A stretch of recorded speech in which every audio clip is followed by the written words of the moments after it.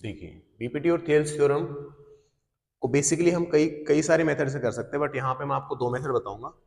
सबसे पहले स्टेटमेंट लिखते हैं इसके, हम स्टेटमेंट लिखने के बाद मैं आपको दो प्रूफ बताऊंगा इसके। तो अलाइन सेगमेंट, ये स्टेटमेंट मैंने आपको कल भी लिखवाई थी। Align segment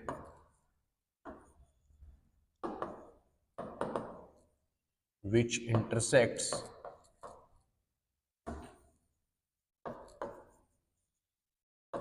two sides of a triangle parallel to third side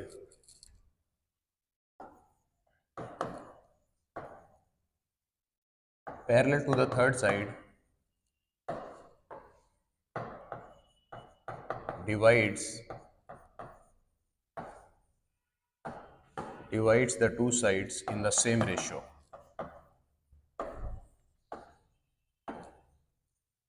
in the same ratio. तो यहां पर इसका हम डायग्राम बना लेते हैं पहले।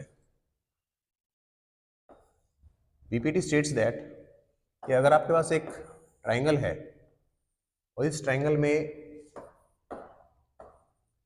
एबीसी ट्राइंगल है, इस ट्राइंगल में एक ऐसी लाइन सेगमेंट है डीई जो इन दोनों लाइन सेगमेंट्स को दो पॉइंट पे टच कर रही है, डी और ई पे, और ये जो इस ट्राइंगल की तीसरी साइड है बीसी, इसके पैरेलल है ये वाली साइड। तो बोला है कि ये जो डी और ई पॉइंट है ये इन दोनों साइड्स को सेम रेशियो में डिवाइड करेगी। तो यहाँ पे सबसे पहले आपको स्टार्ट करना है प्रूफ स्टार्ट करना है आपको। गिवन जो दिया हुआ है उसको लिखेंगे। गिवन में हम लिखेंगे कि जो डीई लाइन सेगमेंट है this is your parallel to BC line. Then to prove लिखेंगे। प्रूव क्या करना है आपको, जो आपके ये एडी और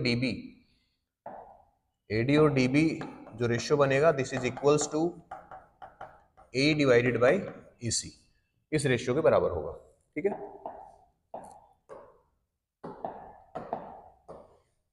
ये आपका टू प्रूव है। अब यहाँ पे हम मेथड 1 से इसका प्रूफ स्टार्ट करेंगे। देखो मेथड 1 में करना क्या है, सिमिलरिटी का कॉन्सेप्ट हम यूज करेंगे। मैं आपको पहले समझा देता हूँ कि कैसे करेंगे। स्टूडेंट्स, आपको एक चीज पता है कि अगर दो ट्राइंगल सिमिलर होंगे तो उनकी साइड्स का रेशियो बराबर होता है। तो यहाँ पे आपके पास एक एडी ट्राइंगल है और एक एबीसी ट्राइंगल है। अब आप इन दोनों ट्राइंगल्स के एंगल देखो एक बार ध्यान से, क्योंकि डीई और बीसी दोनों पैरेलल साइड्स हैं। तो जो एंगल डी है ये बी के बराबर होगा, कोरस्पॉन्डिंग एंगल है, और जो ई एंगल है वो आपका सी के बराबर होगा, और जो ए एंगल है ये आपका कॉमन है ही दोनों ट्राइंगल्स में। तो हमें ये पता है कि जो छोटे वाली ट्राइंगल आपको दिख रही है यहाँ पे एडीई ट्राइंगल, और जो बड़ी ट्राइंगल है एबीसी कंप्लीट, ये दोनों सिमिलर ट्राइंगल्स हैं। तो यहाँ पे सबसे पहले हम वही लिखेंगे, as DE is parallel to BC, so आप डायरेक्ट लिखेंगे बेटा। मैं यहाँ पे आपको उतना ही सिर्फ लिखवाऊंगा जितना लिखने से आपको मार्क्स मिल जाए, बाकी आपको कॉन्सेप्ट समझ लेना है यहाँ पे। तो लिखेंगे बाई एंगल सिमिलरिटी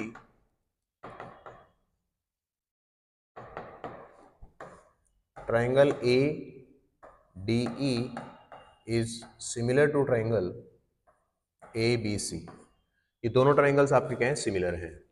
अब अगर सिमिलर ट्राइंगल्स है दोनों ये, तो इनकी साइड्स का रेशियो बराबर होगा। तो इनकी साइड्स का रेशियो लिख लेते हैं हम यहाँ पे। बड़े वाली जो आपकी ट्राइंगल है इसमें ए बी साइड, इसके कोरस्पोंडेंस में यहाँ पे क्या है एडी, तो एडी लिख देंगे is equal to, right side में आप देखोगे तो एसी इसके कोरस्पोंडेंस में, मतलब बड़ी वाली ट्राइंगल की साइड एसी, और एसी के कोरस्पोंडेंस में आपके यहाँ पे क्या है, फर्स्ट और लास्ट कोऑर्डिनेट ए ई, ये लिख लिया। अब लिखने के बाद में आप यहाँ पे दोनों साइड में 1 माइनस कर दो, subtracting 1, subtracting 1 from both sides. ये लाइन अगर आप ना लिखोगे तो भी चलेगा बेटा, सीधा सीधा आप क्या करेंगे, माइनस कर देंगे यहाँ पे, A B by A D minus 1 is equals to A C by A E minus 1, taking LCM. यहाँ पे जब एलसीएम लोगे आप तो A B minus A D divided by A D is equals to A C minus A E divided by A E. अब यहाँ पे जो ये A B minus A D है इसको देखो ध्यान से, A B minus A D, इसका मतलब है कि ये आपका जो डी बी लाइन सेगमेंट है ये बचेगा आपका न्यूमरेटर में। सिमिलरली लेफ्ट साइड में भी कंप्लीट ए सी में से ए ई माइनस करने पे ई सी बच रहा है। तो यहाँ पे जो आपके लाइन सेगमेंट्स आएंगे वो क्या आएंगे, ऊपर आपका आएगा डीबी, ऊपर आपका आएगा डीबी और नीचे आपका एडी है। सिमिलरली राइट साइड में आपका आएगा ईसी और नीचे एई है। इसको अगर हम दोनों साइड में रेसिप्रोकल कर लें, मतलब दोनों का रेसिप्रोकल अगर करेंगे तो ये आएगा एडी बाई डीबी और is equals to AE by EC. यही आपको प्रूव करना है। देखो एक बार ध्यान से, यही आपको प्रूव करना है, बिल्कुल यही प्रूव करना है। So this is your result. Last में लिख देंगे हेंस प्रूव्ड। तो this is the proof of BPT. एकदम सिंपल सा इजी क्वेश्चन, इजी प्रूफ है, छोटा सा प्रूफ है इसका, ठीक है। ये हो गया आपका मेथड नंबर 1, ये हुआ मेथड नंबर 1। तो मेथड 1 तो आपको ऐसे करना है, ठीक है। आई होप कि आप लोगों को इजी लगा होगा और समझ में भी आया होगा। मेथड 2 देखो कैसे करेंगे। मेथड 2 करने के लिए बेटा आपको यहाँ पे सेम पहले एक डायग्राम बना लेते हैं। एक एबीसी ट्राइंगल जिसमें एक लाइन है डीई, ये जो डीई है अगेन किसके पैरेलल है, आपका ये बीसी के पैरेलल है। तो यही यहाँ पे हम लिख लेंगे। स्टेटमेंट आपकी सेम रहेगी। गिवन में यहाँ भी क्या लिखेंगे हम लोग, यहाँ लिखेंगे DE is parallel to BC and जो टू प्रूव है आपका, टू प्रूव यहाँ पे क्या है, वही आपका जो हमने वहां लिखा था AD by DB is equals to AE by EC. अब हम इसका प्रूफ स्टार्ट करेंगे। बेटा प्रूफ स्टार्ट करने से पहले ही स्टार्टिंग में हमें यहाँ पे कुछ कंस्ट्रक्शन पार्ट करना पड़ेगा। कंस्ट्रक्शन में क्या करना पड़ेगा, देखो यहाँ से जो डी पॉइंट आपको दिख रहा है यहाँ से एक परपेंडिकुलर ड्रॉ करना पड़ेगा एई पे।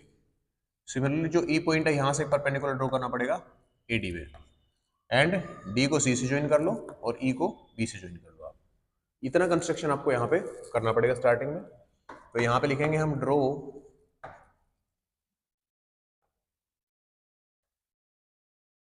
और इन दोनों पॉइंट्स को हम यहाँ पे कुछ नाम दे देते हैं। मान लो ये एम है और ये आपका एन पॉइंट है।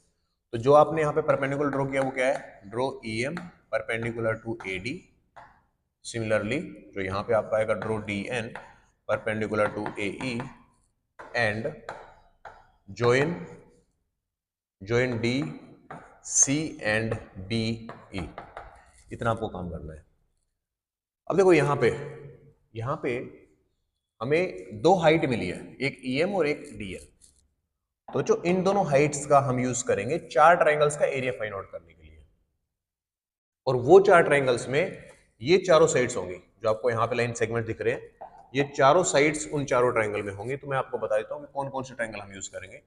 एक तो आपके जो एडीई ट्राइंगल है ऊपर वाली, इसमें दो हाइट दी हुई है, तो हम दोनों हाइट्स को लेके और दो बार इसका एरिया फाइंड आउट करेंगे, ठीक है। उसके बाद जो बाकी दो ट्राइंगल्स हैं उसमें क्या ध्यान रखेंगे, वो दोनों ट्राइंगल लेंगे जिसमें डीई कॉमन बेस होगा, डीई कॉमन बेस होगा। तो कॉमन बेस वाली ट्राइंगल कौन सी है, एक तो डी बीई, यहाँ पे देखो, एक आपका डीई सी, एक ये ट्राइंगल, एक ये ट्राइंगल। इन दोनों ट्राइंगल्स का एरिया फाइंड आउट करेंगे। और जो ऊपर वाले आपके ट्राइंगल है एडीई, ये एडीई, इसका एरिया हम फाइंड आउट करेंगे। तो डायरेक्ट मैं यहां पे क्या लिख रहा हूं, देखो एरिया ऑफ ट्राइंगल एडीई, जो ऊपर वाली जो ट्राइंगल है वो divided by area of triangle. देखो मैं अगर ये ईएम परपेंडिकुलर हाइट लूंगा तो बेटा ईएम परपेंडिकुलर हाइट वाली दोनों ट्राइंगल्स यहां पे यूज करूंगा। तो ईएम परपेंडिकुलर हाइट वाले ट्राइंगल में एक तो एडी ट्राइंगल है जिसमें बेस आपका एडी रहेगा, और अगर ये ईएम हाइट इस बीडी ट्राइंगल के लूंगा तो बेस आपका रहेगा बीडी और हाइट आपका रहेगा एमई। बिकॉज यू नो कि जो ऑब्ट्यूस एंगल ट्राइंगल होती है, भाई जो बीडी है ये तो ऑब्ट्यूस एंगल ट्राइंगल है, देखो ग्रेटर देन 90 डिग्री है, तो इसकी जो हाइट होगी ये इस ट्राइंगल के बाहर लाई करेगी। तो इसलिए यहाँ पे नीचे मैं लिखूंगा ट्राइंगल बी डी ई। अब राइट एंगल ट्राइंगल का एरिया क्या होता है, half into base into height. तो हाफ इंटू बेस, अगर मैं इसकी हाइट एम ई लेता हूं यहाँ पे, तो इसका बेस होगा एडी और इसकी हाइट क्या होगी एम ई। सिमिलरली जो नीचे वाली जो ट्राइंगल है इसका भी आपका बेस क्या होगा, बेस आपका होगा ये डीबी, डीबी या बीडी, ठीक है। तो बीडी इंटू हाइट आपकी सेम रहेगी एमई, एमई ये वाली, ठीक है। अब यहाँ पे आपका एमई से एमई कैंसिल आउट हो जाएगा, हाफ से हाफ कटेगा, ये कितना आएगा यहाँ से एडी डिवाइडेड बाई बीडी। आप देख रहे होंगे कि ये जो आपका आया ना यहाँ पे आपको प्रूव करना उसकी लेफ्ट साइड आ चुकी है। सिमिलरली हम वो दो ट्रायंगल लेंगे जो बाकी के दो ट्रायंगल्स हैं, उनका एरिया भी फाइंड आउट करेंगे और वहां से आपका राइट हैंड साइड आ जाएगी ये वाली ए बाई ई सी। तो एरिया ऑफ ट्रायंगल ऊपर आपके सेम ट्रायंगल रहेगी एडीई, ठीक है। नीचे वाली जो ट्रायंगल है मैंने दूसरी ट्रायंगल आपको कौन सी बताई है, ये इस साइड वाली ट्रायंगल जिसकी कॉमन साइड डीई होगी, तो डीई सी, डीई सी साइड लेंगे, यहाँ पे डी सी ट्रायंगल लेंगे तो ये आ जाएगा आपका ट्रायंगल डीई सी। इनका भी एरिया का फॉर्मूला सेम रहेगा, half into base into height. But बच्चों यहाँ पे हाइट अब की बार डीएन ले रहे हैं हम, तो हाइट डीएन लेंगे तो बेस इसका ए ही होगा, ठीक है। तो ये यहाँ पे लिखेंगे हम लोग half into DN into A E divided by half into DN into, अब देखो इस ट्राइंगल का बेस आपका ईसी होगा, बेस का होगा ईसी, तो डीएन से डीएन कैंसिल आउट, हाफ से हाफ कैंसिल आउट, आपको जो बचेगा यहाँ पे क्या आएगा ए ई बाई ईसी। अब देखो यहाँ पे ये दोनों इक्वल प्रूव करना, जो यहाँ पे इन दोनों इक्वेशंस के राइट हैंड साइड में आया ना, इसको हमें इक्वल प्रूव करना है। तो इक्वल प्रूव करने के लिए अगर इन दोनों इक्वेशंस के 1 और 2 की लेफ्ट साइड इक्वल हो जाए तो आपकी राइट हैंड साइड भी इक्वल होगी। अब लेफ्ट साइड में देखो बेटा, न्यूमरेटर तो आपका सेम है भाई, एडी ट्रायंगल यहाँ है, एडी ट्रायंगल यहाँ है, तो सेम ट्रायंगल का एरिया तो बराबर होगा। बट डिनोमिनेटर थोड़ा सा डिफरेंट है, यहाँ पे आपका बीडी ट्रायंगल है, यहाँ पे आपका डीसी ट्रायंगल है। तो हम क्या करेंगे,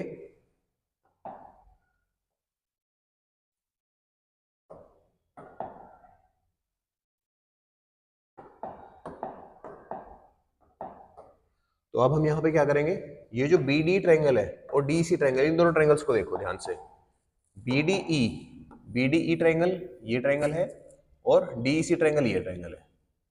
बेटा एक प्रॉपर्टी होती है कि अगर दो ट्रायंगल्स सेम बेस हो और दो पैरेलल लाइंस के बीच में हो तो उनका एरिया बराबर होता है।